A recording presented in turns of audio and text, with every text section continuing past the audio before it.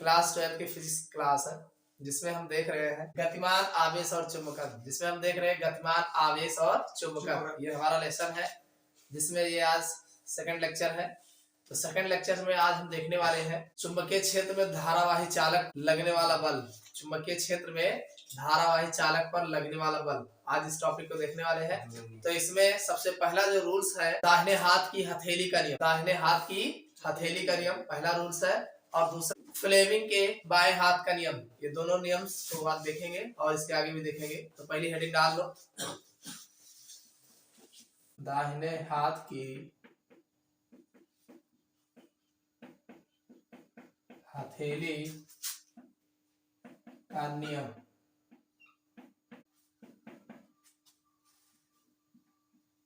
दाहिने हाथ की हथेली का, देखिए अगर हम बात करें दाहिने हाथ की हथेली का नियम, दाहिना हाथ ये है ना, तो इसके हथेली का नियम है।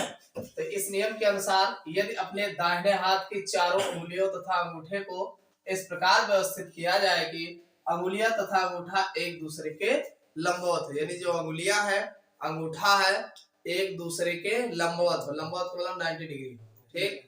अंगुलियां तथा अंगूठा एक दूसरे के लंबवत हो तो अंगुलियां चुंबकीय क्षेत्र की दिशा को, यानी जो अंगुलियां है ये चुंबकीय क्षेत्र की दिशा को, तथा अंगूठा इधर की ओर मान लीजिए धारा प्रवाहित होगा तो अंगूठा चालक में प्रवाहित धारा की दिशा को प्रदर्शित करे, तो हथेली की दिशा चालक पर लगने वाले बल की दिशा को प्रदर्शित करते हैं। ये जो हथेली है, ये हथेली जो है चालक पर लगने वाले बल की दिशा को प्रदर्शित करते हैं। ये दाहिने हाथ के हथेली का नियम।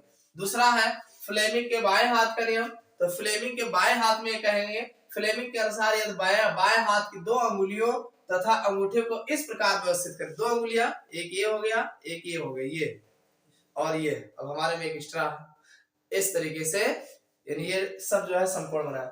अंगुलियों को इस प्रकार व्यवस्थित किया जाए कि दोनों अंगुलियां तथा अंगूठा परस्पर एक दूसरे के लंबवत हो। लंबवत मतलब ये इधर को हो तो ये इधर को हो, ये इधर का हो, एक दूसरे के लंबवत हो। प्रथम उंगली चुंबकीय क्षेत्र की दिशा को प्रदर्शित करे और द्वितीय उंगली, ये सेकंड वाली उंगली जो है, द्वितीय उंगली चालक में प्रवाहित धारा की दिशा को प्रदर्शित करे, तो चालक पर लगने वाले बल अंगूठे की दिशा को प्रदर्शित करता है। यानी कहने मतलब ये आपका प्रथम उंगली जो कह रहे हैं ये चुंबकीय क्षेत्र है। जब आप धारा, ये मान लीजिए चुंबक का क्षेत्र हो गया और ये आपका धारा की दिशा हो गई, तो जो बल लगेगा तुरंत ऊपर की ओर ये जो है बल जो है प्रदर्शित करते हैं। यानी अंगूठे पर जो है ये लगने वाला बल अंगूठे की दिशा के द्वारा प्रदर्शित किया जाता है।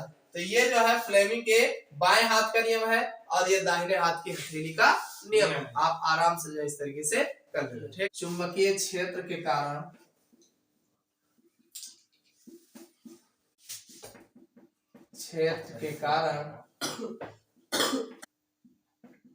गतिमान आवेश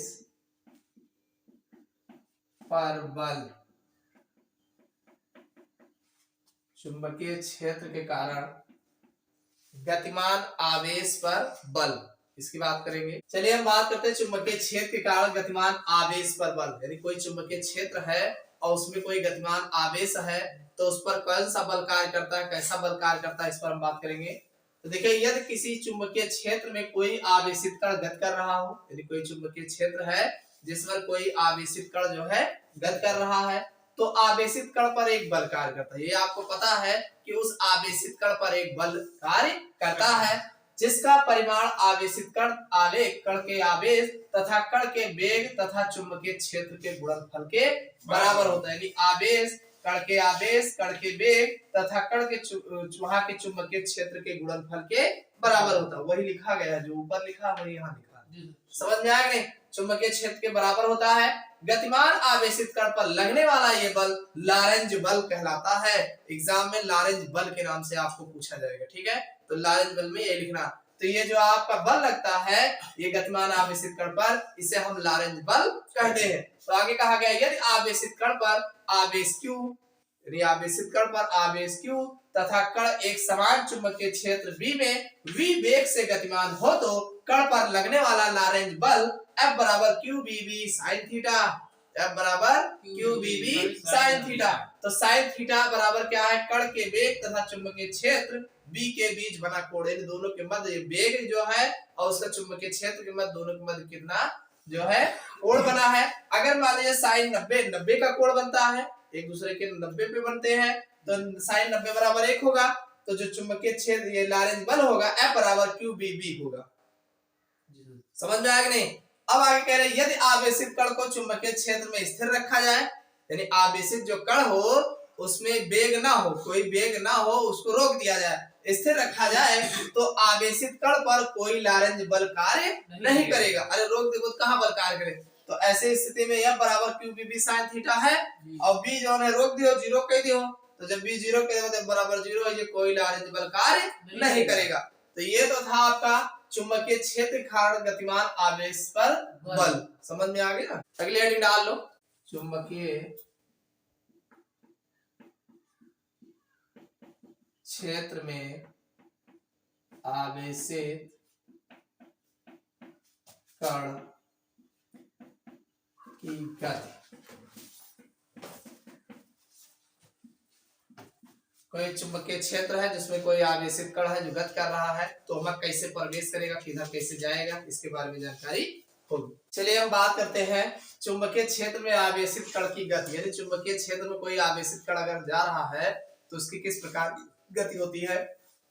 देखिए पहली कंडीशन है कि यदि आवेशित कण किसी एक समान चुंबकीय क्षेत्र में क्षेत्र के लंबवत प्रवेश करता, अगर चुंबकीय क्षेत्र के लंबवत प्रवेश करता है तो कण पर लगने वाला लॉरेंज बल अधिकतम होगा, उस समय उस पर जो है लॉरेंज बल जो है अधिकतम होगा, जो कि वह आवेशित कण को चुंबकीय क्षेत्र के लंबवत वृत्ताकार मार्ग में गति करने के लिए बाध्य करेगा। सबसे ज्यादा लॉरेंज बल लंबवत प्रवेश करने पर लगता है। अगला है यदि आवेशित कण चुंबकीय क्षेत्र में किसी कोण पर प्रवेश करता है, मान लीजिए 30 डिग्री 20 डिग्री 40 डिग्री कोण पर प्रवेश करता है, तो आवेशित कण रेखीय तथा वृत्तीय दोनों गतियों को करते हुए क्षेत्र में आगे बढ़ता है, रेखीय भी गति करेगा और वृत्तीय भी गति करेगा, दोनों गति को करते हुए आगे बढ़ता है। इस समय आवेशित कण पर लगने वाला लॉरेंज बल कण को एक समान त्रिज्या पर वृत्तीय गति करने के लिए बाध्य करता है, यानी जिस कोण पर जाओगे उसी कोण पर वृत्तीय गति करने के लिए बाध्य करता है, तथा सीधे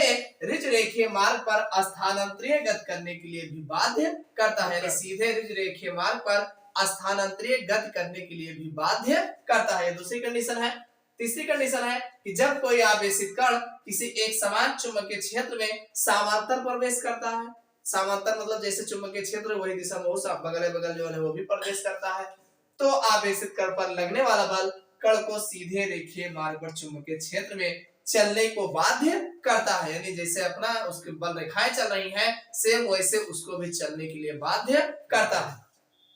अर्थात इस समय आवेशित कण पर वृत्तीय गति नहीं होगा, यानी इस समय जो है जो आवेशित कण होगा उस पर किसी भी प्रकार की वृत्तीय गति नहीं होती। तो ये है चुंबकीय क्षेत्र में आवेशित कण की गति, यानी जो आवेशित कण है उसका कितने प्रकार की गति होती है।